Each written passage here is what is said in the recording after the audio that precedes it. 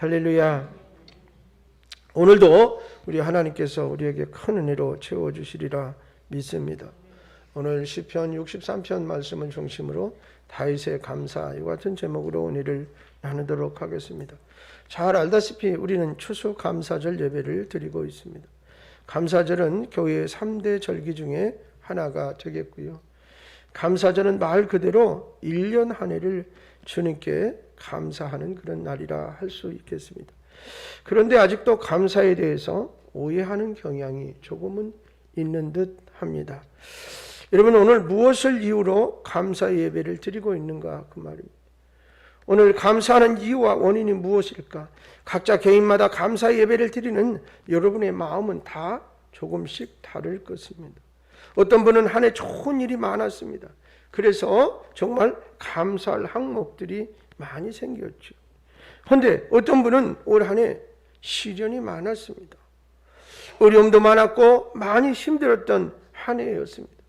특별히 사회적으로 이제 코로나로 인해서 정신적으로 물질적으로 모두들 힘든 시간을 보내야만 했고, 나뿐만 아니고 코로나가 온 인류를 공포로 몰아넣기도 하고 지금도 그 형편은 그렇게 녹록하지 않습니다. 그런데 여러분, 그렇다고 해서 내 마음에 감사가 없느냐? 그렇지 않아요. 기독교의 감사는 다르게 말하면 참 신비스럽습니다. 세상적으로 보면 감사할 일이 없는 사람에게 감사의 은혜가 넘쳐나는 것을 보기 때문이에요. 세상적으로 볼 때 기뻐할 일이 전혀 없는 사람에게서 놀라운 기쁨의 능력이 나타나기 때문이에요. 왜 그렇게 이런 일들이 일어날까요? 성도의 감사는 하나님으로부터 오는 신비로운 능력이기 때문입니다. 할렐루야. 사도 바울이 빌립보 감옥에 갇혔을 때 절망하며 울었던가요? 여러분, 우리의 상황으로 보면 그것은 절망할 수밖에 없는 환경 아닐까요? 하나님의 영광을 위해서, 영원 전도를 위해서 제일 기뻐하는 일을 했는데 하나님께서 그를 좋은 길로, 기쁨의 길로, 은혜의 길로 인도하셔야지 왜 감방에 가두느냐 이 말이에요. 원망할 만도 하잖아요. 그런데 어떻게 기쁨이 넘쳐 큰 소리로 감사의 찬양을 불렀어요. 밤새도록 깊은 옥에서 찬양을 드렸다 이 말이에요. 이것이 뭐예요? 능력이에요. 능력. 어느 누구도 빼앗을 수 없는 감사. 그야말로 능력 아닙니까? 여러분, 추수감사절의 기원은 1620년으로 거슬러 올라가지요. 여러분 잘 알다시피 이제 영국의 신앙생활을 열심히 하고자 하는 열망을 가진 이들이 메이플라워를 타고 미국을 향해서 신대륙을 찾아서 신앙의 자유를 위해서 찾아서 여차여차 여러 가지 어려움들이 많았습니다. 수많은 사람들이 죽고 또 처음 몇 달간 전염병으로 절반가량이 죽어가는 시련을 당하게 되지요. 그러던 중에 이듬해 봄에 이들에게 옥수수를 잘 심는 법을 가르쳐 줍니다. 겨우 목숨을 연명할 수 있었고, 그런 상황에서 그해 가을에 하나님의 은혜에 감사하며 감사의 예배를 드리게 됐어요. 이것이 추수감사절의 시작입니다. 여러분, 처음에 감사절은 풍성함으로 인해서 드린 감사절이 아니에요.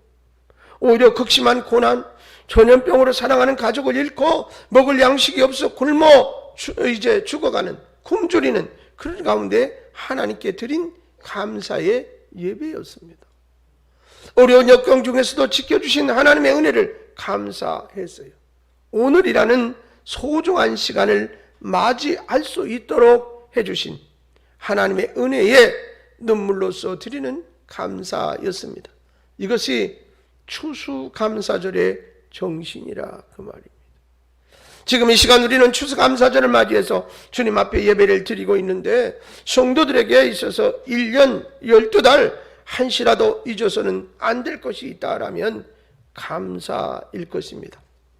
그런데 그 감사에는 차원이 있습니다. 오늘 본문에는 진액을 짜내는 감사가 담겨져 있고, 눈물과 감격이 담겨져 있고, 어떤 환경 속에서도 변하지 않는 감사가 알알이 담겨 있습니다. 그러므로 우리는 이 시인의 감사를 오늘 같이 한번 배워보려고 합니다. 본문의 주제를 보면 다윗의 시, 또 그리고 그 뒤에 그렇게 이것을 이렇게 정확하게 보면 유다 광야에 있을 때 이렇게 이제 되어 있는 성경도 있습니다. 자, 다윗이 유다 광야에서 환난을 겪고 방황할 때 지은 시입니다. 그런 뜻이에요. 유다 광야는 아주 물이 귀한 곳입니다. 여러분, 사막이라고 표현하는 것은 어떠냐면 1년 12달 강수량이 비가 400mm 미만으로 내리면 그렇습니다. 제가 갔던 케냐는 500mm가 내린답니다. 그러니까는 막 사막을 모면한 정도의 땅이겠죠. 그러니까 굉장히 척박하고 열악하게 이를 데가 없는 곳이에요. 대한민국은 비가 많이 와서 어떤 때는 걱정하는데 사실은 어떻습니까? 그래도 물 부족 국가입니다. 예. 그래서 물을 잘 사용해야 하는 나라이기도 해요. 근데 사실 우리는 너무 물을 감사한 마음 없이 흥청망청 쓰는 거죠. 물은 생명과도 같은데 말이에요. 어쨌든 유다 광야는 물이 아주 귀합니다. 샘도 냇물도 찾아볼 수 없고 다만 하늘에서 비만 내려주기를 고대할 수밖에 없는 아주 척박한 곳이에요. 어쩌다 이른 비가 오면 숨을 돌리고 늦은 비가 오면 너무 감사해서 흥겨워서 춤을 추며 기뻐하는 것이 유다 광야입니다. 성경에는 이 광야가 얼마나 잔인한 사막인가를 잘 보여주는 사건이 하나 있습니다. 창세기 21장입니다. 하갈이 사라에게 쫓겨나 어린 자식 이스마엘을 데리고 방황하던 광야가 바로 이 광야가 되겠습니다. 어린아이 이스마엘을 데리고 이 광야에서 방황하다가 물을 가지고 왔어요. 이 물이 생명이니까 가죽부대에다 물을 짊어지고 나왔는데 그 물이 다 떨어졌어요. 그러다 보니까 불타는 듯한 광야는 어린 이스마엘의 목숨을 위협하기 시작합니다. 창세기 21장 15절 16절에 이렇게 기록되어져 있습니다. 가죽부대에 물이 떨어진지라 그 자식을 관목덤불 아래에 두고 이르되 아이가 죽는 것을 참아 보지 못하겠다 하고 화살 한바탕 거리 떨어져 마주 앉아 바라보며 소리내어 우니 그랬어요. 자, 물이 다 떨어졌어요. 그렇지만 그 광야에는 한 모금의 물도 구할 수가 없습니다. 자식을 관목덤불 아래 두고 옆에 참아 있지도 못하고 멀리 떨어져 있다고 했는데 이유가 뭡니까? 목이 타 죽어가는 자식을 차마 눈뜨고 바라볼 수 없었기 때문이었어요. 신음하며 죽어가는 자식의 고통을 참아 볼 수가 없어서 자식을 내버려 두고 화살이 날아갈 수 있는 한바탕 거리쯤 가서는 그 아들이 있는 곳을 바라보며 대성통곡했던 어미의 모습을 한번 상상해 보십시오. 참으로 가슴이 찢어지고 마음이 녹아 내리는 것 같지요. 이 살인적인 곳이 바로 유다 광야입니다. 여러분, 지구에 태양이 비춰지지 않으면 살아남을 생명이 어디 존재하겠습니까? 만물의 햇빛은 반드시 필요하지요. 그러나 이런 태양마저 반갑지 않은 곳이 바로 유다 광야예요. 왜? 햇빛이 비치면 더 갈증이 나고 더 힘들어지니까요. 그래서 그쪽 지역에 가면 아프리카도 마찬가지입니다. 세렝게티나 마사이마라 이런 그 국립공원이라고 그러는데 마사이마라는 경기도만 해요. 공원이 그게 동물들이 그냥 마음대로 거기서 자연 생태계를 유지하고 살도록 유엔에서 아마 기금을 주고 거기는 이제 사람이 살지 않고 관리하도록 그렇게 하는가 봐요. 그래서 탄자니아 국경을 이루고 있고 탄자니아 쪽에서는 세렝게티, 케냐 쪽에서는 마사이마라. 그런데 탄자니아가 더 훨씬 크다고 그래요. 근데 그런 곳에 물이 없다고 생각을 해요. 여러분, 몇 년 전에 가뭄이 들어서 수많은 동물들이 그냥 바닥에 널브러져 죽은 장면들이 나타나고 있어요. 자, 물이 없는 곳에는 태양이 없으면 나무나 이런 것도 생물이 살 수가 없어요. 그럼에도 불구하고 그 태양이 싫은 거예요. 왜? 더 갈증을 내고 또 물을 증발시키고 그렇게 되니까. 그러니까 태양마저도 거기에 있으면 안 될 만큼 열악한 환경이라는 거죠. 자, 그렇다면 본문에서 다윗은 지금 이 살인적인 유다 광야에 왜 왔느냐? 여러분, 쫓겨왔어요. 그것은 그의 아들 압살롬이 반란을 일으켜서 아버지를 죽이고 왕위를 찬탈하려고 하기 때문에 도망을 왔어요. 자, 보세요. 광야가 열악해서 힘들기도 하지만 마음이 찢어질 듯 아파요. 누가? 자식이 아버지를 죽이려고 그래요. 얼마나 속상하겠어요. 남도 아닌 자식이 아비를 죽이겠다고 날뛰고 있으니까 지금 다윗의 심정이 얼마나 괴롭고 얼마나 고통스럽겠느냐 그 말이에요. 그 마음이 괴로웠던 사람입니다.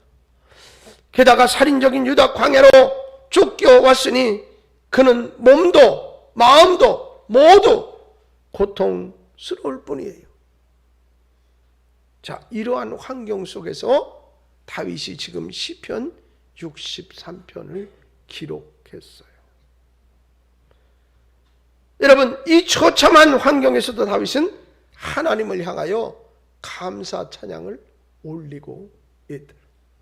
이것이 예수 믿는 사람의 감사, 마치 신비스러운, 세상 사람들이 어떻게 보면 잘 이해가 안 되는 감사라는 거야. 여러분, 사람은 얼마나 어리석은지 몰라요. 아마 다윗은 그랬을 것 같아요. 저는 잘 모르겠지만 왕궁에서 편안히 살 때 정말 하나님의 은혜에 절절한 은혜에 감사하고 살았는가? 이 광야에 쫓겨와 보니까 그 삶이 너무 귀중했었는데 라고 생각했을지도 모르겠어요.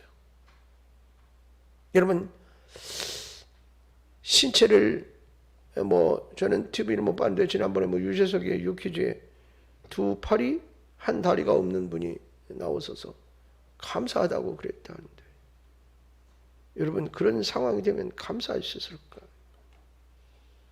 사람이 어리석은 것이 나중에 깨닫고 그때서야 감사하다라고 말해요. 그나마 그래도 감사해요. 그것조차도 모르고 사는 사람들이 많아요. 여러분, 동물은 그렇대요. 배부르면 절대 먹이가 옆에 와도 사냥하지 않습니다. 사람은요, 있으면 쟁이려고 그래요. 남의 것도 빼앗으려고 그래요. 사실은 동물만도 못해요, 인간이. 욕심꾸러기고 이기주의고. 그래서 하나님이 주신 자연을 파괴하고 서로 으르렁거리고 싸우고 서로 죽이고. 왜 죽입니까? 생명보다 귀한 것이 없는데. 사실 다 욕심 때문에. 여러분, 다윗을 보세요. 첫째로 다윗은 만족하며 그것에서 감사했어요. 어떻게 만족할 수 있을까? 이해가 잘 안 돼요. 근데 어렴풋이 조금은 그럴 수도 있겠다라는 생각도 든다 말이에요. 저도 손가락을 다치고 오히려 감사가 많이 생겼어요. 바보 같잖아요. 여러분, 손가락이 멀쩡한 것이 감사해야 해요. 감사하십니까? 여러분, 저는 이 손으로 물건을 잘 못 들어요. 연필을 쥐고 글씨를 몇 자 쓰면 손가락에 고통이 와서 연필을 내려놔야 돼요. 그리고 다시 한참 만지고 그리고 또 글씨를 써야 돼요. 근데 뭘 감사하냐고요? 붙어있는 게 신기하고요. 그리고 이만하길 감사하고요. 그리고 어떻게 건강하고 그럴 때 감사하지 못했던 것이 진짜 죄송해요. 그럼 실패는 아닌 것 같아요. 그러면서 점점 좋아지고 있어요. 그래서 저는 그런 생각을 했어요. 하나님이 오죽하면 이런 상처를 저에게 주셨을까? 못된 녀석이라. 바울이 아픔을 가지고 살아요, 평생. 마치 하나님의 흔적처럼. 저는 손가락을 볼 때마다 하나님 앞에 기도했던 것이 생각나죠. 내가 하나님의 종으로 너를 부르는 것은 네가 잘나고 똑똑해서도 아니고, 전에도 말씀드렸지만 하나님이 얼마나 급하셨으면 나같이 모지리 같은 사람을 주의 종으로 부르셨을까. 그럼 더 열심히 해야 되는데, 최선을 다해야 되는데, 때로는 하나님 앞에 따지고 불만도 많고, 아프리카 가봤더니 너무너무 죄송하고 너무 감사할 것만 많아요. 여러분, 국민소득이 3,000불이 안 돼요. 우리는 3만 불이잖아요. 근데 거기 사람들은 이렇게 얼굴 표정이 밝아요. 우리는 이렇게 살면서도 막 인상 쓰고 사는데 대부분 사람들이 그래요. 막 주체할 수 없는 흥이 그들의 몸에 있고, 물론 뭐 그들의 어떤 삶의 모습 아니면 그런 것들이 그런지 모르겠지만, 여러분, 다윗이 지금 만족하며 감사합니다. 만족하며. 이해가 안 되죠? 시편 42편 1절에 보니까 시인이 하나님이여 사슴이 시냇물을 찾기에 갈급함같이 내 영혼이 주를 찾기에 갈급합니다 라고 노래했어요. 물을 찾는 목마른 사슴의 갈급함을 잘 표현한 말씀 중에 하나라 생각이 됩니다. 그러나 여기에 나오는 사슴은 그래도 아직은 뭐예요? 물을 찾아 다닐 만한 기력이 남아 있어요. 하지만 오늘 본문 1절 말씀을 보니 하나님이여 주는 나의 하나님이시라 내가 간절히 주를 찾되 물이 없어 마르고 황폐한 땅에서 내 영혼이 주를 갈망하며 내 육체가 주를 앙모하나이다 이랬어요.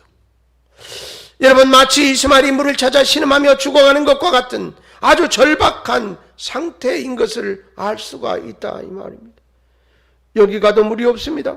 저기를 가도 물 한 방울이 없습니다. 그래서 이제는 주저앉아서 울면서 주님을 향하여 기대할 수밖에 없는 절박한 상황을 묘사하고 있다 이 말입니다.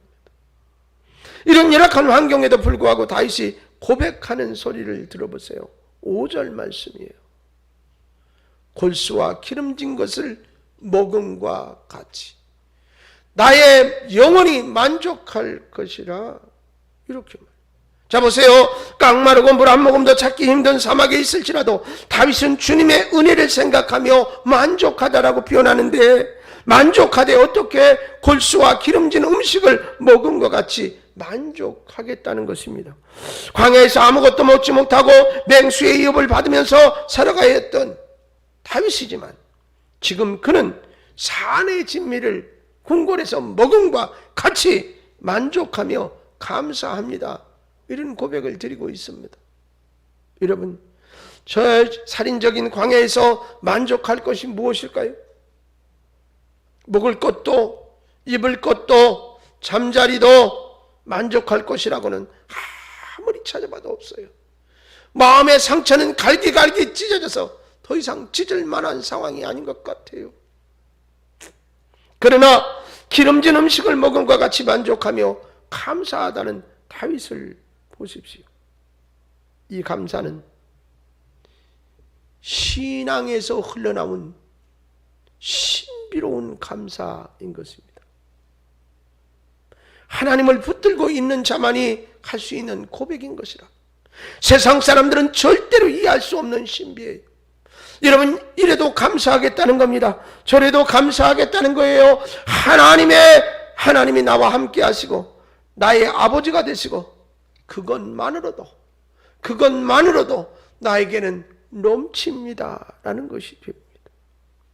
무엇이 주어져도 감사하다는 것 아니겠어요? 물질의 복을 받았으니 감사한 것이 아니라 아무런 조건이 존재하지 않아도 감사합니다.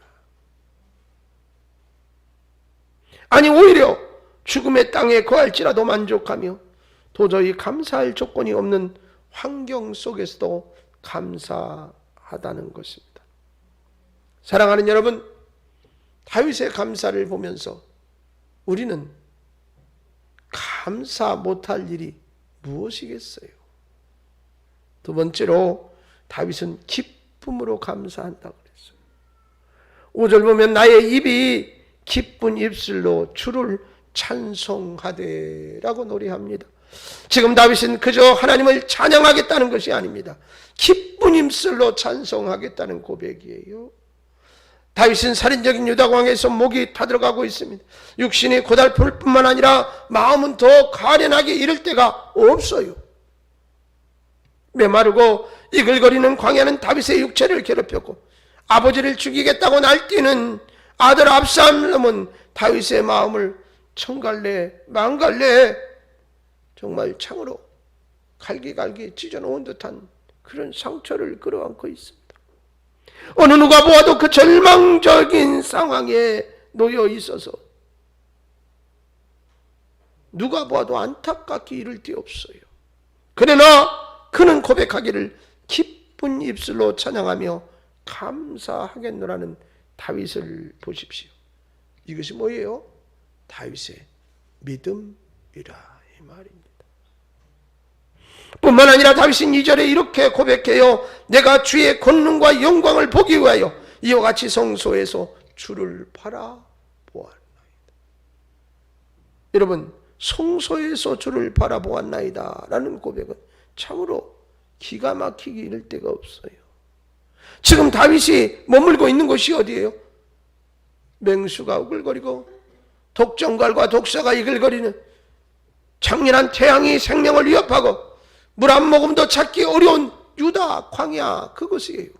그런데 그 광야 있으면서 그 광야를 향해 성소라고 부르짖어요. 다윗에게는 지금 이 광야가 하나님의 성전이 되어버린 것이다. 초막이나 궁궐이나 하나님이 나와 함께하고 있으면 나는 이곳이 성소입니다 라는 고백이라 그 말이에요.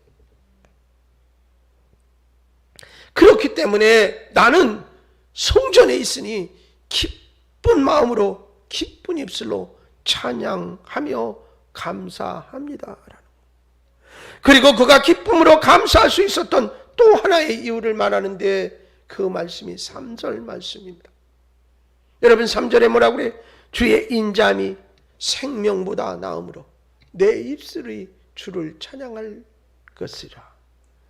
여러분 세상 천하에 생명보다 귀한 것이 어디 있겠습니까? 그러나 다윗은 하나님의 은혜가 나의 생명보다 더 좋다는 거예요.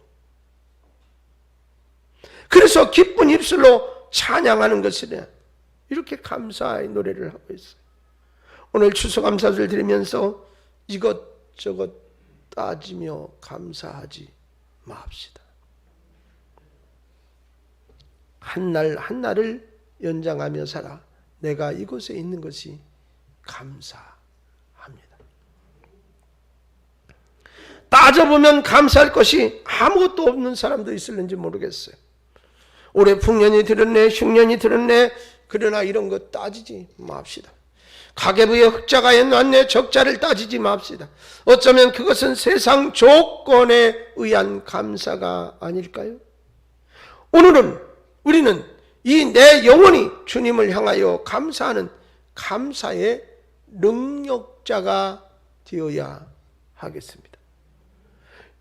여러분이 이런 능력의 감사를 오늘 주님께 드리고 주님의 이름으로 그 노래를 부를 수 있는 믿음의 용사가 되기를 주님의 이름으로 축원합니다. 다윗은 같은 고백을 드립니다. 다윗과 우린 동일하지는 못하지만 이 같은 고백을 다시 한번 되뇌어 봅시다. 주여, 주의 인자가 생명보다 나음으로 내 입술로 주를 찬양하겠습니다. 주님의 은혜가 생명보다 낫습니다. 아무런 조건 없이 오직 나를 구원해 주신 은혜를 생각하면 어찌 찬양하지 않을 수 있겠으며 어찌 감사하지 않을 수 있겠습니까?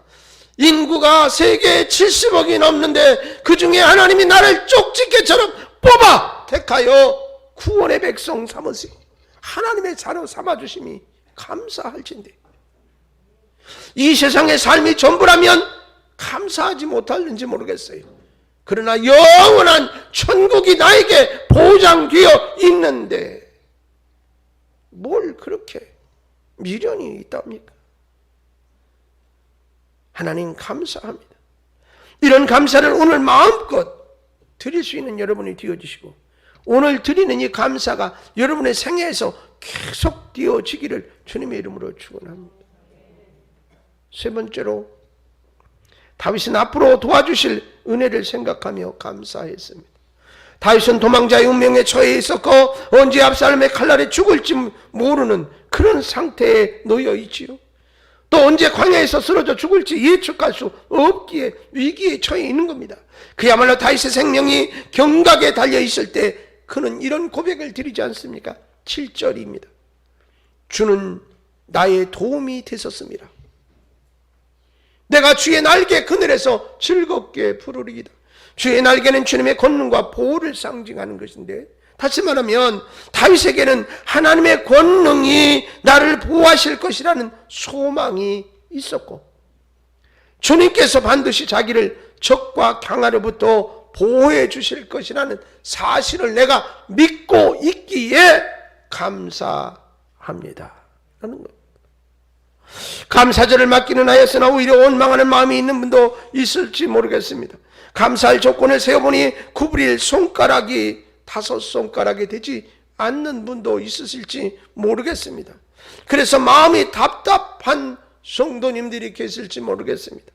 그러나 여러분, 내가 주의 날개 그늘에서 기뻐하리라는 이 다윗의 고백을 한번 생각해 보십시오. 그는 죽음의 광야에서 도망다니며 사는 처지에서도 이런 고백을 드리고 있으니 놀랍지 않습니까? 그리고 8절에는 나의 영혼이 주를 가까이 따르니 주의 오른손이 나를 붙드시거니와 라고 노래합니다. 그렇습니다. 주님이 오른손이 여러분의 인생을 붙들어 주실 것이기에 절대로 용기를 잃어서는 안 됩니다. 다윗은 아들 압살롬의 반란으로 왕궁에서 광야로 쫓겨난 사람입니다. 그는 왕의 신분에서도 도망자의 신분으로 전락한 사람입니다. 그러나 신분이 바뀌었을지라도 감사만은 바뀌지 아니했더라는 것. 비록 왕위는 빼앗겼을 망정 감사는 빼앗기지 아니했습니다. 광야가 그를 고달프게 만들었지만 다윗의 감사는 더욱 빛이 났습니다. 이토록 변함없는 감사를 드렸던 다윗은 4절에서 하나님을 향한 그의 각오를 이렇게 고백합니다.